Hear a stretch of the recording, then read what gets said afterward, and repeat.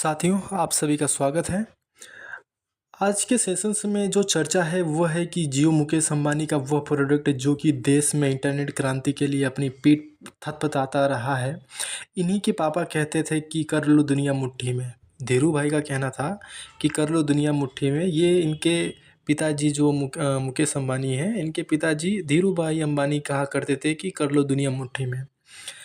अंबानी जब telecom sector के लिए फ़ोन का ऑफ़र लेके आए थे, उनके पिताजी के संदेश को बेटे ने अपने हाथ में ले तो लिया था, पर वो सही मायने में पर अगर देखा जाए तो सही मायने में अब वो दुनिया को मुट्ठी करने में लग गए हैं। आपको बता दें कि शुरुआती उसके समय में 140 करोड़ लोगों से हु अभी परेशानियाँ झेल रहे हैं और वो कैसी परेशानी झेल रहे हैं वो आपको हम बताते हैं, क्योंकि हाल ही में जियो के जो प्राइस आए हुए हैं वो अभी लगभग 15 से 20% तक उसकी प्राइस बढ़ा दी गई है।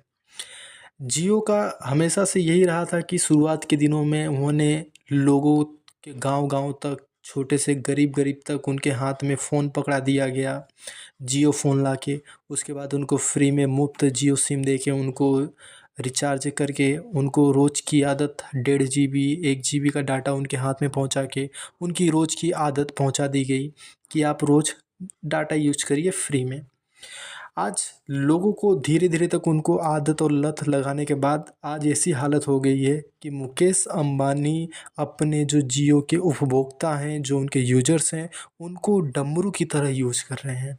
डमरू जैसे मदारी होता है ना, मदारी अपने बंदर को डमरू बजा के जिस तरह से कंट्रोल करता है, उसी तरह से आज टेलीकॉम सेक्टर की हर एक कंपनी, जियो आप ले लीजिए, वोडाफ़ोन ले लीजिए, एयरटेल ले लीजिए, इन सभी कंपनियां अपने जियो यूज़र्स के साथ ऐसा ही कर रहे हैं। और आपको बता दें ये एक प्रकार का एकाधिकार कहा जाता है कि मोनोपोली, जिस तरह से इंग्लिश में वर्ड कहा गया है कि मोनोपोली एकाधिकार, जिसमें कंपनी अपने एकाधिकार का उपयोग करके अपने मन चाहे वस्तु की कीमत को बढ़ा घटा सकता है, और वही अभी मुकेश अंबानी जी कर रहे हैं। जब शुरुआत में जियो आया था तब कहकर आया था कि जियो क्या कर रहा है, उसके आगे हमारी पूरी ज़िंदगी को हाथ में रखने के लिए इसने क्या तरीके अपनाए हैं।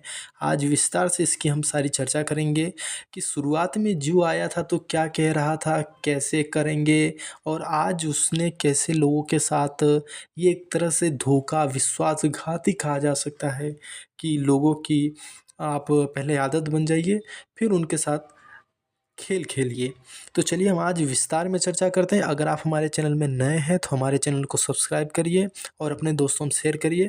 और आज मैं वीडियो के अंत में आपको ये भी बताऊंगा कि इन सभी से आप कैसे बच सकते हैं। अभी तो सभी, जिस तरह से आपको पता है कि जियो, एयरटेल और वोडाफोन सभी के प्राइस बढ़ गए हैं, लेकिन इन सभी से कैसे बचा जाए इसके भी बारे में हम चर्चा करेंगे।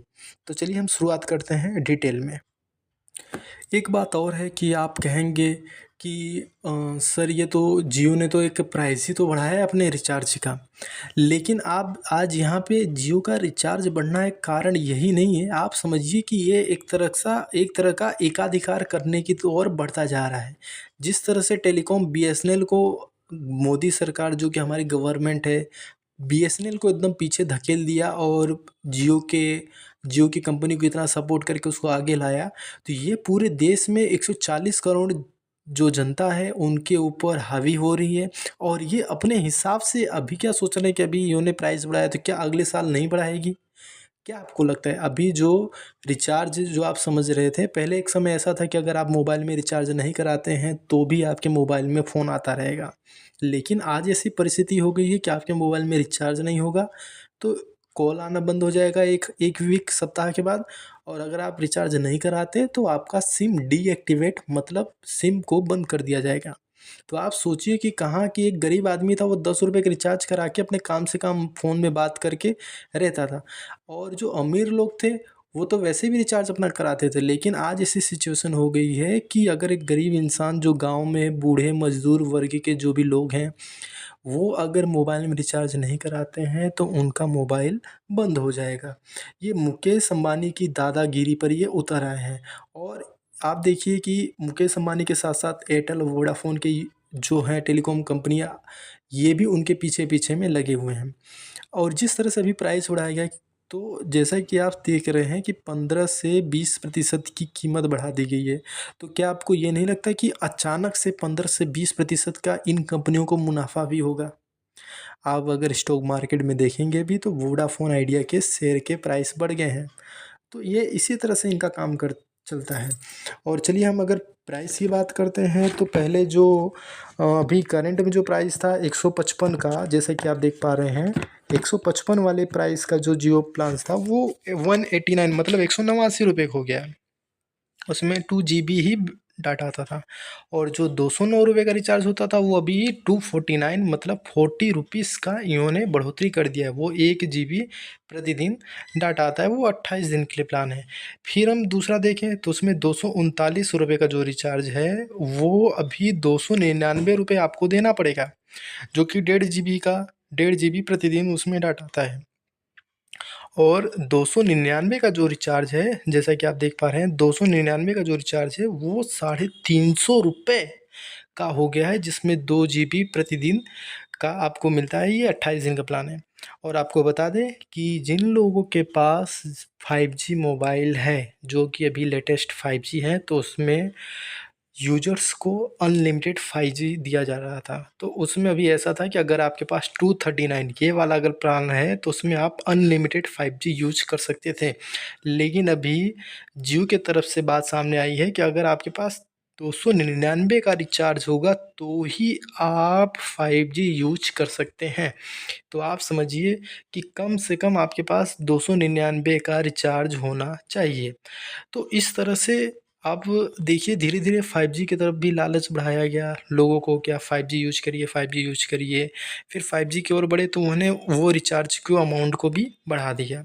तो चलिए और प्लान्स के बारे में हम चर्चा करते हैं, जियो के साथ-साथ और बाकी टेलीकॉम कंपनियों की बात करते हैं। अब अगर हम एयरटेल की बात करें तो एयरटेल में 179 का जो सबसे कम वाला रिचार्ज था वो अभी 199 रुपये में हो गया है। जैसे कि आप देख पा रहे हैं 199 का हो गया, और इसमें 2 GB डाटा आता था और ये 28 दिन का प्लान था। और उसी तरह से अभी जो 265 रुपये का जो रिचार्ज होता था, जिसमें एक दिन का 1 GB आता था, वो अभी 299 रुपये का हो गया है। और वो एक दिन में 1 GB डाटा आता है और वो 28 दिन का हो गया है। और जो पहले 299 का इसमें रिचार्ज होता था, जिसमें 1.5 GB डाटा पर डे होता था, वो 349 रुपये तक बढ़ा गया है। तो वो 28 दिन के लिए। तो आप जैसा कि देख पा रहे हैं कि एयरटेल ने भी अपने प्लान्स को बढ़ा दिया गया है। और इसी तरह से हम दूसरी टेलीकॉम कंपनी की भी बात करते हैं। चलिए अब वोडाफ़ोन की बात करते हैं। वोडाफ़ोन की जैसे कि आप देख पा रहे हैं कि करंट में भी इसकी जो सबसे मिनिमम अमाउंट थी 179 189 रुपये का जो प्लान आता था, उसको 199 रुपये कर दिया गया है, जिसमें आपको 2 GB डाटा मिलता था और वो 28 दिन की वैलिडिटी होती थी।